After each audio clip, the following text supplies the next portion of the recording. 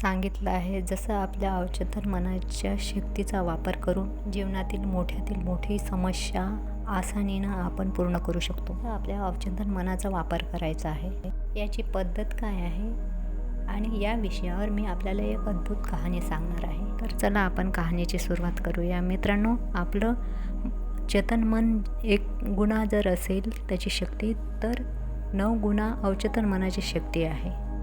याचा अर्थ हे झालेला का 9 गुणा अवचेतन मनामध्ये शक्ती आहे. कारण अवचेतन मन ही आपल्या पूर्ण शरीराला नियंत्रण करते. चेतन मन आपल्या मेंदूचा एक भाग आहे. आपले विचार आणि भावनावर प्रेरित होते आणि आपलं चेतन मनच आपलं तर्क वितर्क करण्यास मदत करते. याची दुसरी बाजू, आपलं अवचेतन मन हे तर्क वितर्क करत बसत नाही. तो त्या माहितीला ग्रहण करतो, जे की याला चेतन मन देते. म्हणूनच जसं आपलं अवचेतन मन विचार करते तसंच आपण बनत जातो. आपण या गोष्टीवर कधी विचार केला आहे की ते दुःखी का बरं आहे आणि तिथेच दुसरी व्यक्ती का बरं सुखी आहे? एक व्यक्ती सुखी आणि समृद्ध आहे, तिथे दुसरा व्यक्ती दुःखी आणि दारिद्र्याने का ग्रासला आहे? एक व्यक्ती प्रचंड घाबरलेला आहे, तर दुसरा व्यक्ती तेवढ्याच कॉन्फिडंट आणि आत्मविश्वासाने आहे. एक व्यक्ती भव्य घरामध्ये राहतात, तर दुसरी व्यक्ती मोडक्या तोडक्या झोपडीत राहते. कोणी सफल आहे तर कोणी असफल. कोणी थोडी मेहनत करून सफलता प्राप्त करते, तर तिथे दुसरी व्यक्ती दिवस रात्र मेहनत करून सुद्धा त्याला पाहिजे तेवढी सफलता मिळत नाही. म्हणजे या सगळ्यांचं कारण काय आहे? आपण यावर कधी विचार करण्याचा प्रयत्न केला? जवळ जे काही चांगलं आहे ते आपल्या अवचेतन मनावर निर्भर करते. म्हणजेच आपण आपल्या अवचेतन मनाला ही गोष्ट सांगितली, माझ्यासोबत जे झालं ते चांगलंच झालेलं आहे, माझ्यासोबत जे काय होणार आहे ते पण चांगलंच होणार आहे, मी एक दिवस सफल नक्कीच बनणार आहे. तर आपण निश्चितच सफलता प्राप्त करू. आणि तिथेच आपण जर अवचेतन मनामध्ये सारख्या निगेटिव्ह गोष्टी जर टाकू, तर आपल्या जीवनामध्ये नेहमीसाठी नकारात्मक गोष्टी राहील आणि आपल्यासोबत काहीच चांगलं होणार नाही. आपण जिथं जाल तिथं आपल्या हातात अपयशच येईल. आपण नेहमी परेशान आणि निराशेच राहणार, पण त्याचा मार्ग आपल्याला कधी सापडणार नाही. म्हणूनच जर आपण आपल्या मनाला चांगल्या रीतीनं ओळखायला शिकलो, तर त्याला ते काम करायला आपण शिकवलं जे आपल्याला हवं आहे, जे आपल्यासाठी चांगलं आहे, त्याला नियंत्रणात ठेवायचं असेल तर हा व्हिडिओ शेवटपर्यंत बघा. कारण यामध्ये खूप महत्त्वाची माहिती मिळून त्याच्या मदतीनं आपण खूप चांगल्या रीतीनं जीवन जगू शकतो. आपल्याला जे हवं आहे ते आपण मिळवू शकतो. आपल्याला जे ध्येय प्राप्त करायचं आहे ते आपण आसानीने प्राप्त करू शकतो. आपण या व्हिडिओमध्ये जाणून घेऊया की चेतन मन आणि अवचेतन मनामध्ये असं नेमकं काय आहे आणि ते कशा प्रकारे काम करतं, आणि आपण आपल्या अवचेतन मनामध्ये चांगल्या गोष्टी कशा प्रकारे टाकू शकतो, ज्याच्यामुळे आपलं जीवन बदलेल आणि आपण यशाकडे वाटचाल करू. खूप वर्ष अगोदरची गोष्ट आहे. यामध्ये एक प्रसिद्ध गुरु राहत असायचे. दूर दूरपर्यंत पोहोचलेली होती. त्यांच्या आश्रमामध्ये त्यांचे खूप सारे शिष्य होते. एक दिवस सायंकाळच्या वेळेस ते गुरु आपल्या शिष्यासोबत त्यांना उपदेश देत होते. ते हे सांगत होते की मुलांनो, आपला मेंदू हा 2 भागामध्ये विभागलेला आहे, चेतन मन आणि अवचेतन मन. जसं चेतन मन आपल्या मेंदूचा रखवाला आहे, तसंच अवचेतन मन हे आपल्या मेंदूचा मालक आहे. हे ऐकून त्याच्यातला एक शिष्य उभा झाला आणि त्यांना म्हणायला लागला की हे आपण काय सांगताय? आपल्याला हे तर नाही सांगायचं आहे की आपल्या अंदर आणखी कोणीतरी वेगळी व्यक्ती आहे जे आपल्या सगळ्या हालचालीवर लक्ष ठेवून आहे? त्यावर ते गुरु हसून त्यांना उत्तर देते की म्हणते, मी आपल्याला एक छोटीशी कहाणी सांगते. या कहाणीमध्ये आपल्याला आपल्या प्रश्नाचे उत्तर मिळेल. या कहाणीला लक्षपूर्वक ऐका आणि याला समजून घेण्याचा प्रयत्न करा. पुढे गुरु कहाणी सांगताना म्हणतात की खूप वर्षापूर्वीची गोष्ट आहे. एका नगरामध्ये एक खूप श्रीमंत शाहूकार राहत होता आणि त्याचा खूप मोठा महाल होता. त्याच्या महालासमोर नेहमी एक पहारेकरी असायचा आणि महालामध्ये काही धिंगाणा जर झाला, काही कल्ला गोंधळ झाला की भांडणतंटा होते, तर त्याचा आवाज चहूबाजूले गुंजायचा. त्या आवाजाला ऐकून जवळपासचे सगळे शेजारी महालात यायचे. त्या पहारेकऱ्याला खूप समजून सांगण्याचा प्रयत्न करायचे की हे बघा, आपल्या महालातून खूप सारा आवाज येतो, मीच भांडणतंट होत राहतात, याच्यामुळे आमच्या घरातले शांती भंग होईल. कृपा करून भांडणतंटा बंद करा. शेवटी या भांडणतंट्यामध्ये काय ठेवलं आहे? अशा प्रकारचं भांडणतंटा करून आपण आपलं जीवन कशा प्रकारचे व्यतीत करू शकता. यावर ते पहारेदार म्हणतात की हे बघा भाऊसाहेब, भांडणतंटा करणे हे चुकीची गोष्ट आहे. पण मी काय करू? मी पण या गोष्टीमुळे खूप परेशान आहे. जे वाद होतात ते महालात होतात, त्यामुळे माझी शांती भंग होते. पण आपण मला का समजवता? याचं कारण तर मी तर नाही, याचं कारण माझा मालक आहे. ही गोष्ट ऐकून शेजारीही ही गोष्ट समजून जातात की हे म्हणतात ते अगदी बरोबर आहे. या पहरेदाराची याच्यात काय गलती आहे? हा तर फक्त आपलं काम करत आहे. तर मालकाचे आहे तो गोंधळ करतो, नको तसा वाद निर्माण करतो, तो भांडणतंटा करतो आणि त्याला जेव्हा केव्हा हे करायचं मन झालं तो महालाच्या बाहेर येतो आणि तो गोंधळ करून वापस महालात जाऊन तो बसून जातो शांत. आणि ज्यांना कोणाला त्या मालकापासून त्रास होतो, ज्यांची मनशांती भंग होते, सगळेच बिचारे त्या पहरेदाराला समजवण्याचा प्रयत्न करते. ते त्यांना खूप समजाते. पण काय यामुळे ही समस्या सुटेल? या प्रश्नासोबत गुरु आपल्या शिष्यांना म्हणतात, सांगा याचं काय समाधान आहे? यावर ते शिष्य गुरुच्या प्रश्नाचं उत्तर देताना सांगतात की हे महाराज, ज्यांना त्या हवेलीच्या मालकापासून त्रास आहे त्यांनी घालतो, गोंधळ घालतो आणि लोकांची शांती भंग करतो, सगळ्यांनी त्याच्यासोबत बोलायला हवं, तेव्हाच तर त्यातलं समाधान मिळेल. त्याच्यात त्यांची काय गलती आहे? तो तर त्याचं काम करत आहे आणि तो करून काय करणार आहे? कारण त्याच्या हातामध्ये काहीच नाही. त्यावर ते गुरु स्मित हास्य करून आपल्या त्या शिष्यांना म्हणतात की भंते, अशाच प्रमाणे आपलं मन पण आहे. आपलं चेतन मन हे मनुष्याचा पहरेदार आहे आणि पहारेदाराला हे चांगल्या रीतीने माहीत आहे की राग करणं ही चुकीची गोष्ट आहे, चुकीच्या शब्दाचा वापर करणं हे चुकीची गोष्ट आहे, विचारात राहणं हे चुकीचं आहे. म्हणजेच आपल्या चेतन मनाला हे चांगल्या रीतीनं माहीत आहे की राग करणं, आळस करणं, काम वासनासारखे विचार करणं हे चुकीचं आहे. हे सगळ्या प्रकारचे विचार आपल्यामध्ये नकारात्मकता निर्माण करते, ज्याच्यामुळे आपला विनाश होतो. पण ते करू काय शकेल? हे त्याच्या हातात आहेच नाही, पण ती गोष्ट तो करतच नाही आहे. अंदर बसलेला मालक करत आहे. म्हणजेच आपलं अवचेतन मन हे आपल्याला सहज रीतीनं कार्य करायला लावतं आणि ह्या सगळ्या गोष्टी आपल्यातल्या सगळेच जण चांगल्या रीतीनं जाणतात. आपल्याला वाटतात की आपण चांगल्या रीतीनं समजलो आहोत, असं की तो पहारेदार समजतो.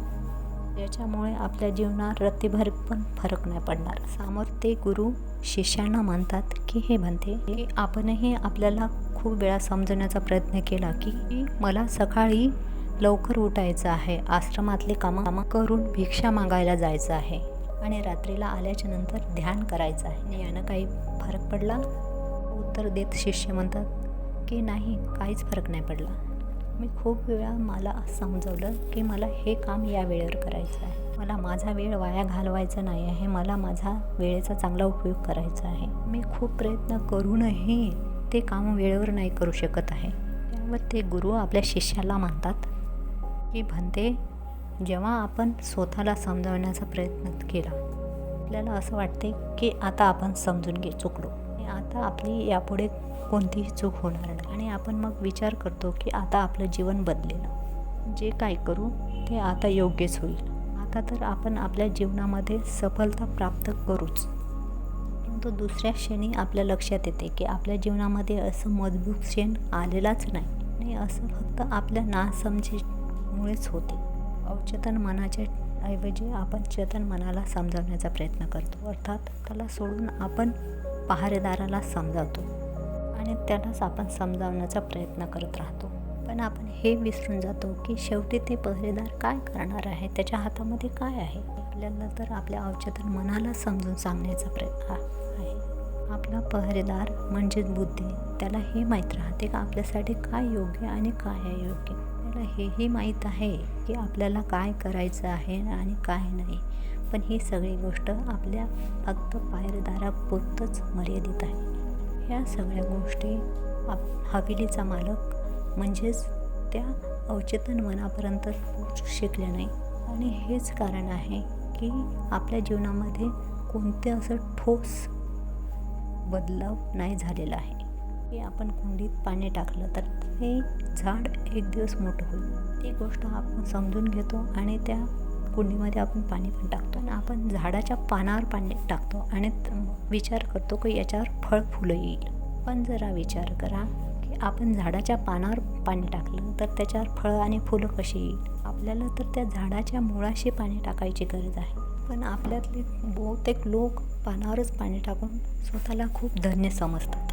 पण ते हे विसरतात की त्यांनी जे पानावर पाणी टाकलेलं आहे ते तर झाडाच्या मुळाशी गेलेलंच नाही. तर अशा वेळी त्या झाडाला फळं आणि फुलं कुठून येईल. त्याच प्रकारे आपणही आपल्या मनासोबत असंच करतो. आणि हेच कारण आहे की आपण आपल्या जीवनामध्ये जे काही हवं ते आपल्याला मिळत नाही. आपण आपल्या जीवनामध्ये फळं आणि फुलाची अपेक्षा करतो, ते आपल्याला नाही मिळत. त्यावर ते शिष्य गुरुंना म्हणतात की हे गुरुजी, आपल्याला काय करायला हवं मग. की असा काही उपाय आहे जसं की आपल्या सगळ्या चेतन मनाच्या गोष्टी अवचेतन मनापर्यंत पोचू शकू. अशी काही प्रक्रिया आहे ज्याच्यामुळे आपण आपल्या अवचेतन मनापर्यंत पोचू शकू. त्यावर ते गुरु म्हणतात की भंते, जर आपण अवचेतन मनापर्यंत कोणता संदेश पोहोचवला तर आपण जे आपल्याला हवं आहे ते आपल्याला मिळेल. कारण आपलं अवचेतन मन हे चेतन मनापेक्षा 9 पटीने ताकदवान आहे. आपण कधी ना कधी हे जाणलं असेल की एक मनोवैज्ञानिक एखाद्याच्या मनातली गोष्ट ओळखून ती गोष्ट बाहेर काढण्याचा प्रयत्न करते. त्याच्या भूतकाळात शिरून त्याच्या मनात काय आहे ते ओळखण्याचा प्रयत्न करतो. म्हणजे तो सहज तिथपर्यंत पोहोचते आणि त्याच्यासाठी तो हिप्नोटिझमचा उपयोग करतो. आणि आपल्यातल्या बहुतेक लोकांनी या प्रक्रियेला बघितलंसुद्धा असेल. या प्रक्रियेचा वापर करून मनातल्या सगळ्या सूचना स्वतःहून बाहेर निघतात. मनाला काबू करून जे हवे ते आपण मिळवू शकतो. आता आपल्या मनात हे पण प्रश्न निर्माण झालेले असेल की आपल्या अवचेतन मनाची ही सगळी चाल आहे आणि ते चांगल्या रीतीनं ओळखतात की त्याला कशा प्रकारचं काबू करायचं आहे. तर त्याचं उत्तर खूप सरळ आणि साधं आहे की त्याचं उत्तर आहे हो. कारण त्यावर त्यानं खूप वेळा प्रयत्न केलेला आहे. वारंवार ते कार्य केल्यामुळे ते सहज कोणावरही प्रगट करतात. आणि आपणही आपल्या अवचेतन मनाला जर ओळखत असाल, आपल्या अवचेतन मनाला जर समजत असाल तर आपल्यासोबत आपण इतरांच्याही मनाची गोष्ट ओळखू शकतो. गुरुजी शिष्यांना सांगतात की आपल्या अवचेतन मनापर्यंत गोष्ट पोहोचण्यासाठी आपल्या चेतन मनाला शांत करणं खूप गरजेचं आहे. आणि हे याच्यासाठी की आपलं चेतन मन तर्कवितर्क करण्यात नंबर 1 आहे. कारण तो एक पहारेदार आहे आणि ते आपल्या रक्षणासाठी सदैव तत्पर असते. जेव्हा केव्हा आपण आपला संदेश अवचेतन मनापर्यंत पोहोचण्याचा प्रयत्न करू तर पहिले चेतन मन तर्कवितर्क करण्याचा प्रयत्न करतो. म्हणजेच पहारेदार हे आपल्याला आपली गोष्ट मालकापर्यंत पोहोचवण्याची परमिशन देणार नाही. आपल्याला महालात घुसू देत नाही. कारण आपली सामान्य बुद्धी, आपलं अवचेतन मन हे तर्कवितर्क करण्यात नंबर 1 आहे. म्हणजेच आपल्यातले खूप लोक आपल्या अवचेतन मनापर्यंत स्पष्ट शब्द पोहोचू शकत नाही. म्हणूनच आपण आपल्या अवचेतन मनाला चांगल्या रीतीने ओळखू नाही शकत. कारण आपलं अवचेतन मन हे तर्कवितर्क नाही करत. त्याला साफ आणि स्पष्ट शब्द हवे आणि आपण त्याच वेळी स्पष्ट आणि साफ शब्द पोहोचू शकू ज्यावेळेस आपलं चेतन मन हे शांत होईल. आणि हेच कारण आहे एखादी मनोवैज्ञानिक कोणाच्या मनावर अशा प्रकारचा प्रयोग करतो, जे गोष्ट काढायची राहते तो काढायचा प्रयत्न करतो आणि तो पहिले त्याच्या चेतन मनाला तो ऐकवतो. आपण तर हे बघितलं असेल की त्यांच्या समोर एक पेंडॉलसारखी वस्तू हलवताना दिसते. सारखं बघितल्यामुळे ती व्यक्त गुंग होऊन जाते, झोपेमध्ये चालला जातो. कारण त्याचं चेतन मन शांत होते. म्हणजेच त्याचा पहिरेदार झोपून जातो. म्हणजे तिथे तर्कवितर्क करणारा कोणीच राहत नाही आणि तो मग मनोवैज्ञानिक त्या मालामध्ये सहजरित्या जातो. तो त्या मालकासोबत भरपूर गोष्ट करतो. हवे तो त्या मालकापासून सहज काढतो. मित्रांनो, मी आशा करते की ही कहाणी ऐकल्यामुळे आपल्या जीवनात चांगले परिवर्तन घडल्याची जाणवले असेल. आपल्याला या व्हिडिओपासून काय शिकायला मिळालं हे कमेंट करून नक्की कळवा. सोबतच आपल्या परिवार, मित्र आणि घरवाल्यासोबत ही कहाणी शेअर करा. जर ही कहाणी चांगली वाटली तरच या व्हिडिओला लाईक करा. आपला प्रत्येक दिन आनंदमय जाओ आणि खुशीनं भरलेला राहील. नमो बुद्धाय.